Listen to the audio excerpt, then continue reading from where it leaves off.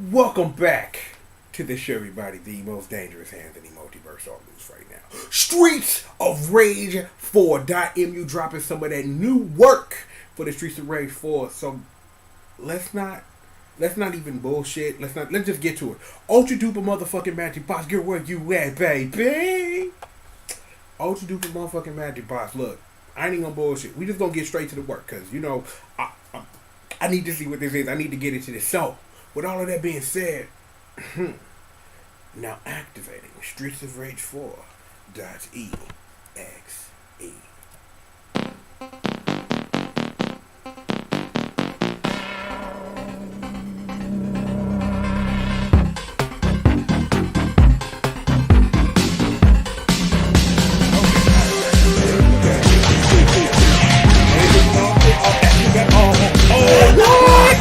Okay, I'm loving these graphics right now.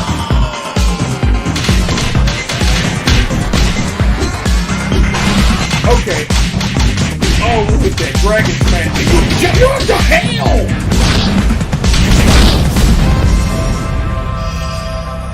Okay. Yeah. Bring it back to me, please. Yes, that. I'm loving that. I'm like, yo. See, this is what I'm visualizing right now. This is what's on Uncle Triple's mind. The one and the only Jock King bringing you that Streets of Rage 4 crack cocaine and just juggling people.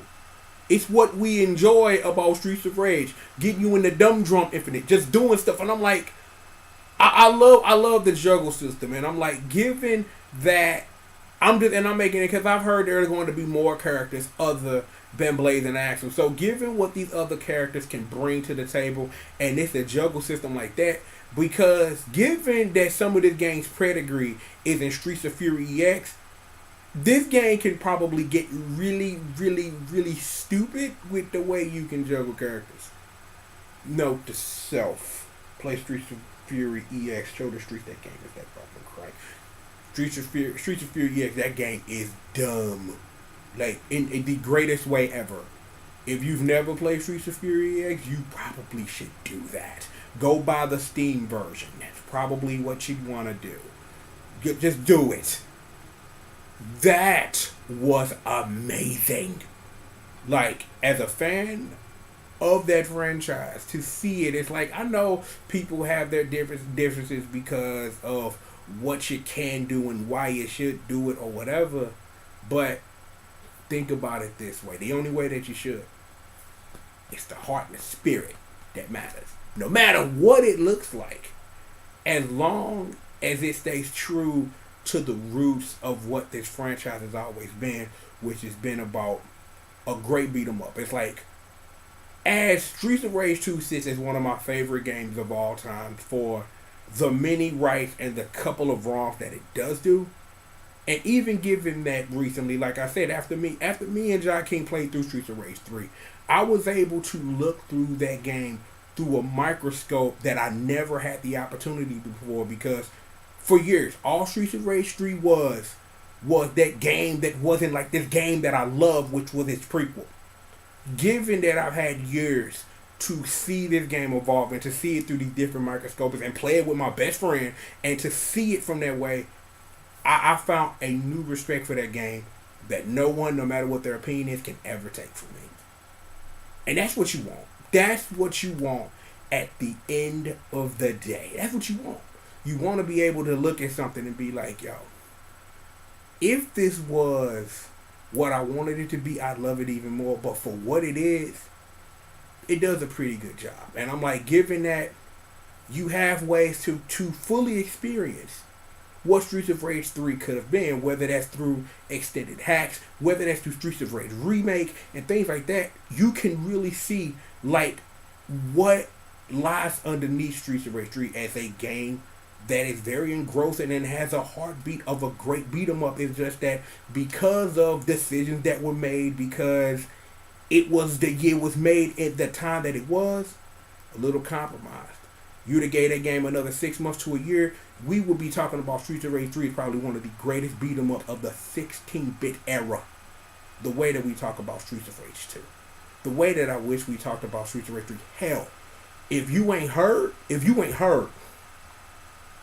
it's folks going back to go fix what was wrong with the Super Nintendo version of Final Fight. That's a lot of dedication. And hell, somebody adding 3-player support to the arcade version of Final Fight.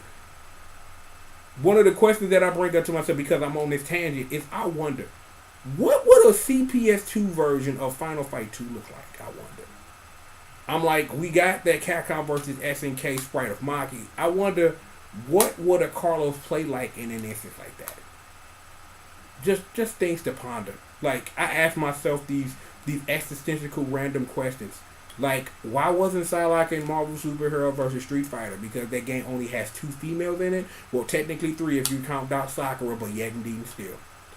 Given, like, what that was at that time, there are some days I wish Iron Man and Exo Man Award didn't exist, because Iron Man would have been a part of Marvel Superhero vs. Street Fighter, because that game, because the Marvel side, given what it is, could have used a little diversity. You know what I'm saying? Like that Fantastic Four game that came on the PS1 was the reason why Doctor Doom wasn't in it. So it's like, that game had a lot of question marks. As much as I love Marvel Superhero vs. Street Fighter, and we're on this tangent now because I've led myself here, questions that you just ask yourself sometimes. What if Frame City Killer would have come out? Just, you ask yourself these things.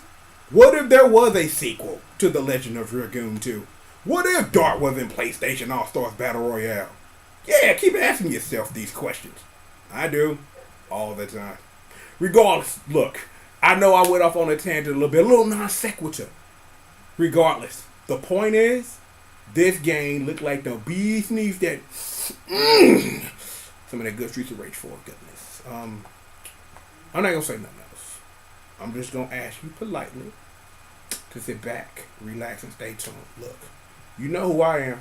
You know I got the congregation with me.